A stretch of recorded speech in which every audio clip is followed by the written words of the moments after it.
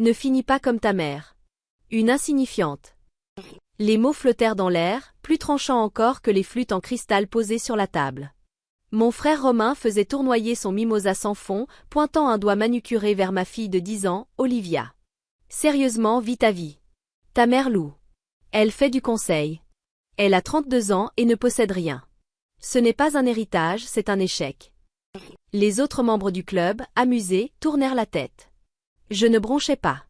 Je ne me défendis pas. J'essuyai simplement une trace de sirop sur la joue d'Olivia et jetai un œil à ma montre. Il était 11h42. À midi, tout son monde serait à moi. Dis-moi en commentaire d'où tu écoutes cette histoire et quelle heure il est chez toi. J'adorerais savoir qui fait partie de notre communauté. Je ne lançai pas mon verre. Je ne retournai pas la table. Je pliai la serviette blanche avec calme, la posai à côté de mon assiette restée intacte, et me levai. Le geste était précis, parfaitement dépourvu du drame que Romain attendait. L'espace d'un instant, il sembla déçu. « Tu fuis déjà, Sophie ?» lança-t-il, sa voix tonitruante couvrant la terrasse pour que la table d'investisseurs à 1 mètre l'entende bien. « On n'a même pas commandé le homard. Arrête de faire ta fragile. Je veux juste te motiver. » Je ne le regardais pas. Je regardais Olivia. Ses yeux grands ouverts brillaient de cette honte collante qui reste coincée sous les côtes d'un enfant pendant 20 ans si on n'y prend pas garde. Je pris sa main. Elle était froide. « Viens, ma chérie, dis-je d'une voix calme. L'eau, on s'en va. » Nous sortîmes du club, dépassant le voiturier qui connaissait Romain par son prénom, mais ne me connaissait que comme la sœur. Nous passâmes devant la rangée impeccable de voitures de luxe en leasing que Romain prétendait être des actifs. Le silence du parking était lourd, mais ce n'était pas celui de la défaite. C'était celui d'une mèche qui se consume. J'attachai Olivia à l'arrière de ma berline. « Maman !» murmura-t-elle. « Est-ce que tonton Romain a raison? Est-ce qu'on est des personnes sans importance ?» Je m'arrêtai, la main posée sur le cadre de la porte. Je la regardai. Vraiment. Et je sentis quelque chose en moi claquer. Pas se briser, non. Se verrouiller comme un boulon qui trouve enfin son axe. Non, répondis-je. Tonton Romain est bruyant. C'est très différent. Je refermai la portière, créant autour de nous une bulle de silence. Je fis le tour jusqu'au siège conducteur. Avant d'entrer, je m'appuyai contre la carrosserie tiède et sortis mon téléphone de ma pochette. L'écran brillait sous le soleil de midi. J'ouvris mon appli de messagerie chiffrée et trouvai le contact, enregistré simplement sous le nom Jérôme. Jérôme était le directeur général de Romain. Mais c'était aussi l'homme que j'avais discrètement engagé 3 ans plus tôt pour éviter le naufrage. Pendant que Romain jouait au capitaine sur le pont, je tapais 2 phrases. Active la clause Aurore. Réunion exceptionnelle des actionnaires à 15 heures précises. Je vis le message s'envoyer. Puis passer en lu. 3 secondes plus tard, les petits points apparurent, dansèrent et disparurent. Jérôme savait. Il n'avait pas besoin de répondre. Il savait ce que Aurore voulait dire. La période de grâce était terminée. Le partenaire silencieux allait enfin sortir de l'ombre. Je rangeai le téléphone dans mon sac. Beaucoup me demandent, comment est-ce que Romain n'a rien vu venir? Comment a-t-il pu diriger une entreprise pendant 3 ans sans savoir que sa propre sœur était l'actionnaire majoritaire? Ça paraît invraisemblable. Mais Romain souffrait d'une forme bien précise de cécité fatale. Il était l'homme le plus bruyant de la pièce et croyait que si le pouvoir ne criait pas, c'est qu'il n'existait pas. Pendant 3 ans, il avait envoyé des mails à ma société écran, Altis Investissement, pour quémander des fonds. Des courriels pleins de lyrisme, vantant sa vision, son héritage, avec la même flatterie désespérée qu'il servait à ses amis du club. Il ne m'a jamais soupçonné. Son narcissisme l'en empêchait. À ses yeux, je n'étais que Sophie. La fille qui louait. La fille qui roulait dans une voiture de 4 ans. La fille qui consultait. Il n'aurait jamais pu imaginer que l'échec assis en face de lui au brunch pouvait le racheter 3 fois avant même le petit-déj. Son arrogance était son angle mort. Il croyait être roi parce qu'il portait une couronne. Sans voir qu'il se tenait sur une trappe que j'avais moi-même construite. Je m'installai au volant. Le moteur démarra, doux, fiable. Je jetai un œil au rétroviseur. Olivia regardait le club s'éloigner à travers la vitre. « Où est-ce qu'on va ?» demanda-t-elle. « Au parc, dis-je.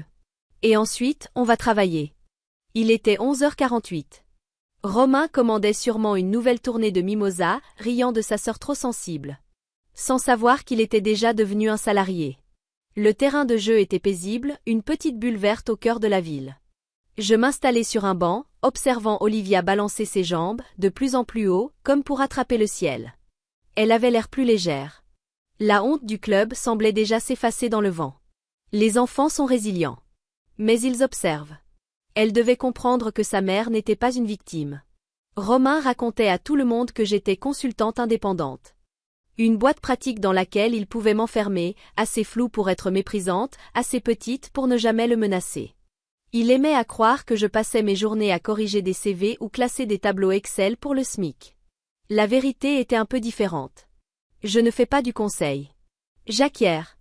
Je suis la fondatrice et l'unique associée de SV Capital, une société de capital investissement à taille humaine. Et ce matin, à l'ouverture des marchés, mon portefeuille personnel s'élevait à 16,8 millions d'euros. Je l'ai bâti en silence, brique après brique, en utilisant précisément ce que ma famille moquait. Mon silence. Pendant que Romain achetait des tables à des galas de charité pour se sentir important, moi, j'étudiais les tendances du marché. Pendant qu'il louait des voitures pour faire croire à sa richesse, moi, j'achetais des actifs qui en créaient réellement. Je regardais mon téléphone. Toujours aucun message de Jérôme. Il était sûrement en train de rassembler les documents. Mon esprit repartit 3 ans en arrière. C'est là que le groupe hôtelier avait failli sombrer. Romain avait tout hypothéqué, l'héritage de nos parents, son propre crédit, même la maison d'été. Tout cela pour investir dans 3 hôtels de luxe situés dans des régions que les données du marché montraient clairement en déclin. Il m'avait appelé un soir, tard, ivre et en larmes. Il ne pleurait pas nos parents. Il pleurait parce que les banques appelaient. Il allait perdre son titre de PDG. Et pour un homme comme Romain, c'était une condamnation à mort. J'aurais pu lui faire un chèque. J'aurais pu le sauver en tant que sœur. Mais je connaissais Romain. Si je lui donnais de l'argent, il m'en voudrait. Il le prendrait, le brûlerait, et me haïrait pour avoir été témoin de sa faiblesse. Alors je suis devenu un fantôme. J'ai créé une société écran appelée Altis Investissement. Et par son intermédiaire, j'ai approché ses créanciers. J'ai racheté ses dettes pourries. Injecté 7,2 millions d'euros dans l'entreprise, en échange de 60% des parts. Romain pensait qu'Altis était un conglomérat anonyme basé à Paris ou à Luxembourg. Il a passé 3 ans à essayer d'impressionner le conseil. Il envoyait des rapports brillants, truffés de jargon. Il n'a jamais compris que ce conseil qui lui faisait si peur, c'était sa petite sœur. Celle qu'il ridiculisait à Noël. Je l'ai fait pour tester. Pour voir si, avec une bouée de sauvetage, il grandirait. S'il pouvait devenir le leader qu'il prétendait être. Je lui ai donné 3 ans pour montrer qui il était vraiment. Je levai les yeux. Olivia riait. Elle venait de sauter de la balançoire, atterrissant debout dans les copeaux de bois. Romain avait échoué au test. Au lieu de décoller, il avait fanfaronné. Au lieu d'apprendre l'humilité, il avait utilisé son soulagement comme une arme. Il avait pris mon silence pour un feu vert à sa cruauté. Il avait pris ma clémence pour de la faiblesse. Mon téléphone vibra. Ce n'était pas Jérôme. C'était une notification de mon appli bancaire. Le virement automatique pour la taxe foncière de la maison d'été venait d'être effectué. Une facture de plus que j'avais payée. Un bien qu'il croyait être à lui. Je me levai et dépoussiérai mon blazer. L'expérience des 3 ans était terminée. J'avais investi dans un potentiel. Le rendement était négatif. Il était temps de liquider le passif. Olivia, appelai-je. Il est l'heure. Elle accourut, haletante. On rentre à la maison? Non, dis-je en lui ouvrant la portière. On a une réunion. Le trajet se fit en silence, jusqu'à ce que mon téléphone vibre à nouveau. Cette fois, ce n'était pas un message. C'était un message vocal de Romain. J'hésitais. Mon réflexe, affûté par des années d'évitement, fut de l'effacer sans l'écouter. Mais je devais savoir. Je devais être certaine que le pont que j'allais brûler était déjà pourri. Olivia, mets ton casque, lui dis-je. Elle obéit, glissant ses écouteurs roses sur les oreilles, concentrée sur sa tablette. J'appuyai sur lecture. La voix de Romain remplit l'habitacle. Déformée par des haut-parleurs médiocres, mais toujours aussi toxiques. Sophie, t'as vraiment fait fort aujourd'hui. Partir comme une gamine, m'humilier devant les membres du conseil. Tu devrais me remercier d'être aussi généreux. Mais écoute-moi bien. Si tu refais un coup comme ça, c'est fini. Plus de dîner de famille. Plus d'accès à la maison cet été. Tu veux jouer les insignifiantes? Très bien. Mais ne compte pas sur moi pour continuer à te traîner. La maison d'été. La maison au bord du lac que nos parents avaient construite. Là où je passais chaque mois de juillet à payer les réparations, l'assurance, le jardinier. Pendant que Romain postait des photos sur Insta de son refuge, il me menaçait de m'interdire l'accès à un bien que je possédais à 50% et que je finançais à 100%. Je réécoutais le message. Ce n'étaient pas des excuses. Ce n'était même pas une tentative de dialogue. C'était une déclaration de possession. Il croyait vraiment qu'il me possédait. Que ma place dans la famille était une charité qu'il m'accordait. Un abonnement qu'il pouvait annuler si je ne payais pas ma soumission. Je regardais Olivia dans le rétro. Elle fredonnait, innocente. Romain ne m'avait pas seulement insultée. Il menaçait de la couper, elle, de ses racines, de l'endroit où elle ressentait encore la présence de ses grands-parents. Quelque chose de glacial se logea dans ma poitrine. Ce n'était plus de la colère. La colère brûle, puis s'éteint. C'était autre chose. Une clarté glaciale. Absolue. Je ne supprimais pas le message. Je tapais sur partager et envoyais le fichier audio à Jérôme. Note, à ajouter au dossier RH. Puis je tendis le bras à l'arrière pour attraper mon blazer sur le cintre. Gris anthracite, ajusté, impeccable. Mon armure. Je me garai dans le parking du siège du groupe hôtelier Romain. Une tour de verre étincelante que Romain appelait son héritage. Je passai la voiture en stationnement et enfilai mon blazer. Je le boutonnai. Je vérifiai mon reflet. La sœur n'était plus là. La consultante non plus. La présidente du conseil d'administration venait d'arriver. Je me garai sur la place visiteur, juste à côté de celle réservée au PDG. C'est bon, Liv, dis-je en détachant ma ceinture. On est arrivé. Pourquoi on est au bâtiment de tonton Romain? Demanda Olivia, levant les yeux vers la tour de verre. Elle reflétait le soleil de l'après-midi. Un miroir construit pour intimider. Ce n'est qu'un bâtiment, Olivia, la corrigeai-je doucement mais fermement. Des briques et du verre. Tonton Romain travaille ici.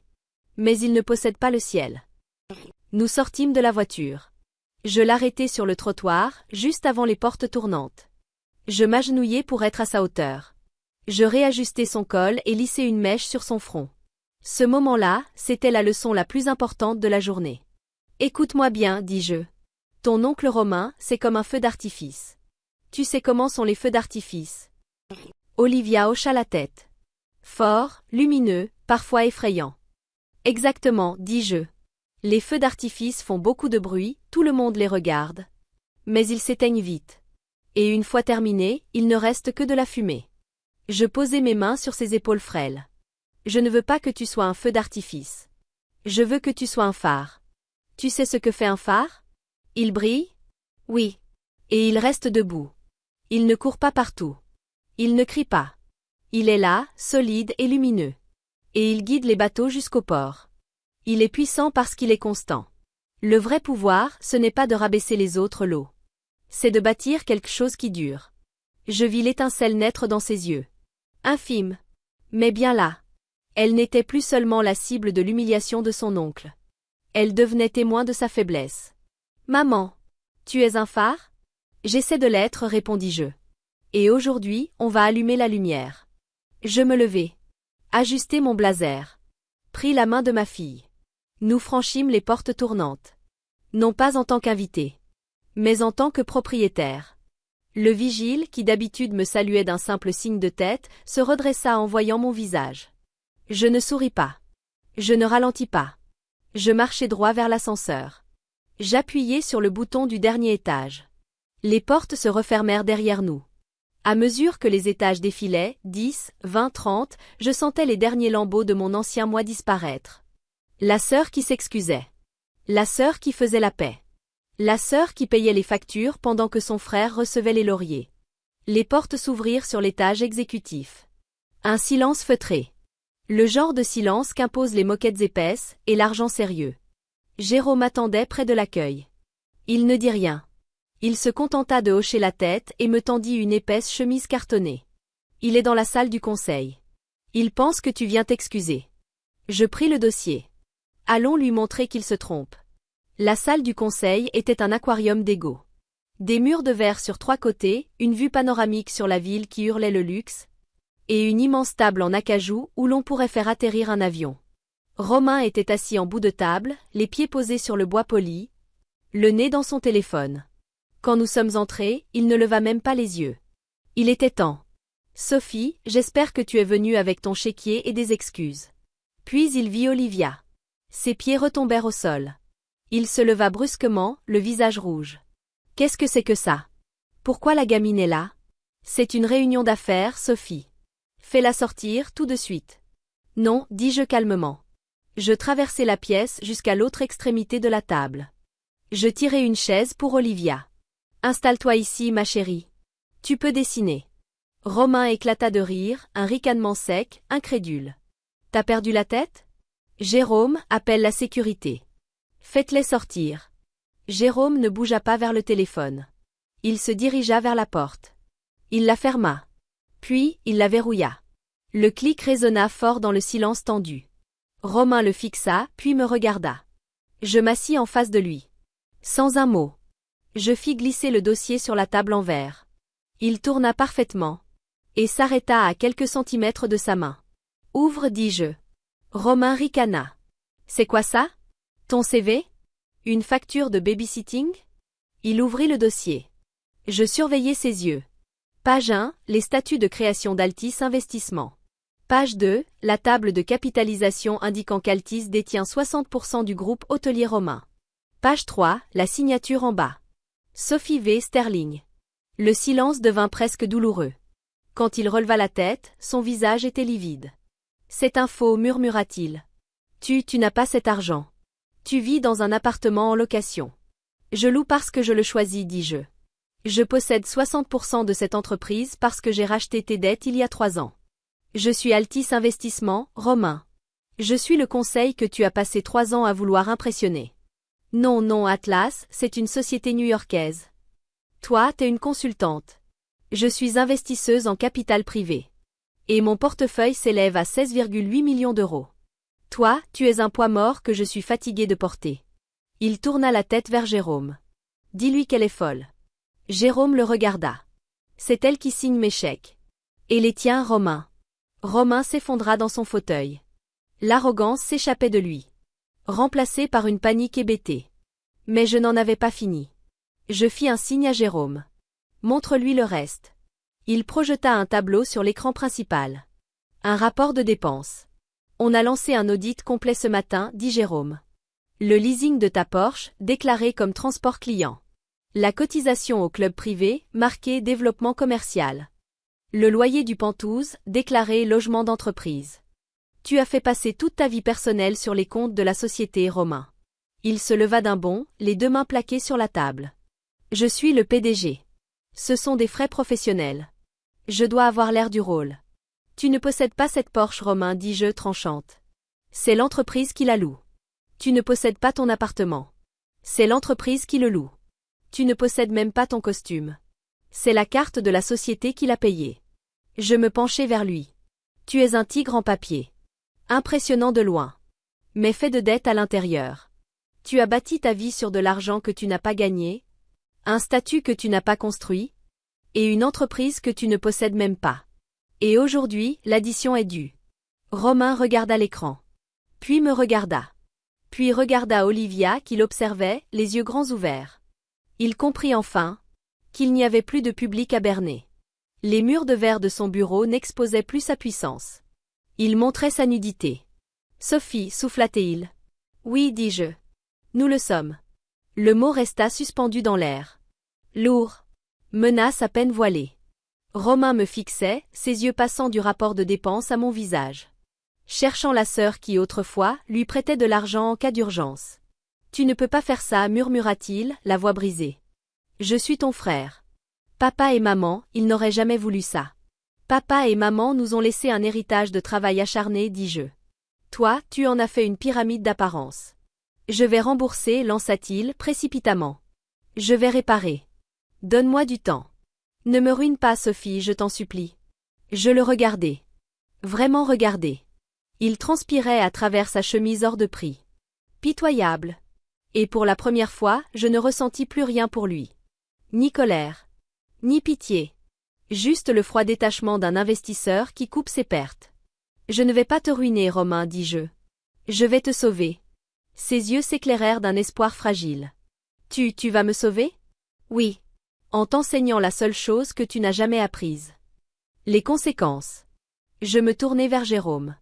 Fais saisir la voiture aujourd'hui. Résilie immédiatement l'abonnement au club. Annule le bail du Penthouse. Il a 30 jours pour quitter les lieux. Le visage de Romain se décomposa. Ma voiture, mon appart. Où est-ce que je vais vivre? Tu peux louer un studio, dis-je. Comme un inconnu. Sophie, je t'en supplie. Et concernant ton emploi, repris-je sans l'écouter. Tu n'es plus PDG. Tu es rétrogradé au poste de chargé de compte junior. Ton salaire est plafonné à 50 000 € par an.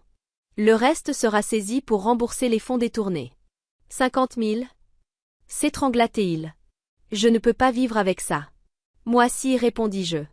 Et j'élève une enfant. Je me levai. M'approchai de lui et tendis la main.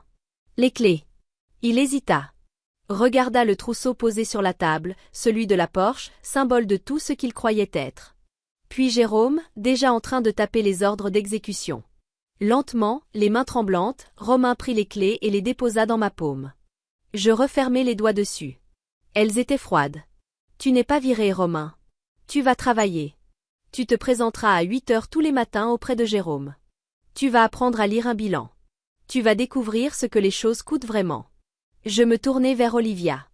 Elle regardait, les yeux ronds, sérieuse. Tu vois l'eau, dis-je en brandissant les clés. Même un inconnu peut signer les salaires. Même un inconnu peut reprendre les jouets. Le pouvoir, ce n'est pas crier fort. C'est posséder les clés. Romain s'affaissa dans son fauteuil. Un homme vidé. Il avait tout perdu. Sa voiture, son logement, son titre, et sa dignité. Mais je ne l'avais pas détruit. Je lui avais simplement enlevé ses illusions. Pour qu'il puisse peut-être enfin devenir un vrai homme. On y va, dis-je à Olivia. Nous sortîmes de la salle du conseil. Laissant Romain seul dans sa boîte de verre. La porte se referma derrière nous. Dans un clic sec. Définitif. Dans le couloir silencieux, je déposai les clés de la Porsche dans la main de Jérôme. Vends-la. Rends l'argent à l'entreprise. Bien compris, répondit Jérôme. Ravi de te revoir, Sophie. Moi aussi, Jérôme. Nous prîmes l'ascenseur. Quand les portes s'ouvrirent sur le hall, le soleil de l'après-midi baignait le sol d'une lumière dorée. Nous sortîmes sur le trottoir. Direction ma berline raisonnable. Ce n'était pas une Porsche. Ce n'était pas un leasing. C'était la mienne. Le trajet retour était différent. Le silence dans la voiture n'était plus lourd. Il était léger. Comme l'air après l'orage. Olivia avait retiré ses écouteurs. Elle regardait par la fenêtre. Mais cette fois, elle ne regardait pas le monde passer. Elle étudiait la ville, comme si elle cherchait à comprendre comment elle tenait debout. Maman, demanda-t-elle. Tonton Romain, il va s'en sortir? Il va être épuisé, dis-je avec honnêteté. Il va être humilié. Mais oui. Il s'en sortira. Et peut-être, pour la première fois, il sera heureux. Parce que, pour la première fois, il va gagner ce qu'il a. Et ça, personne ne pourra jamais le lui enlever. Nous arrivâmes dans l'allée de notre maison en location. Elle ne me paraissait plus être un échec. Elle ressemblait à une forteresse. À une liberté. Nous sommes rentrés. On a enlevé nos chaussures. Et on a commandé des pizzas. Ce soir-là, une fois Olivia en pyjama, je me suis installée à la table de la cuisine avec mon ordinateur. Ma boîte mail débordait des habituelles mises à jour de mes sociétés en portefeuille. Mais un mail attira mon attention. Il venait de Romain. Objet vide. Je l'ouvris. Pas de grand discours. Pas d'excuses. Pas d'histoire de vision ou d'héritage. Juste une ligne. Je serai là à 8 heures. Je ne répondis pas. Je n'en avais pas besoin. Je cliquai simplement sur archiver, et le message disparut dans le coffre numérique. La transaction était close. Maman, tu peux m'aider pour les maths? Demanda Olivia, posant son cahier à côté de mon clavier. Toujours, répondis-je. Qu'est-ce qu'on apprend? Les intérêts composés. Je souris.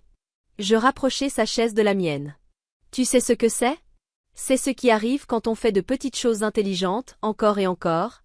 En silence, pendant que les autres cherchent à frapper un coup de circuit. Je la regardai penchée sur sa feuille. Son crayon avançant avec calme. Ligne après ligne. Elle ne faisait pas de bruit. Elle ne brillait pas comme un feu d'artifice. Elle travaillait. Elle construisait. Mon frère avait passé sa vie à vouloir être un feu d'artifice. Vue.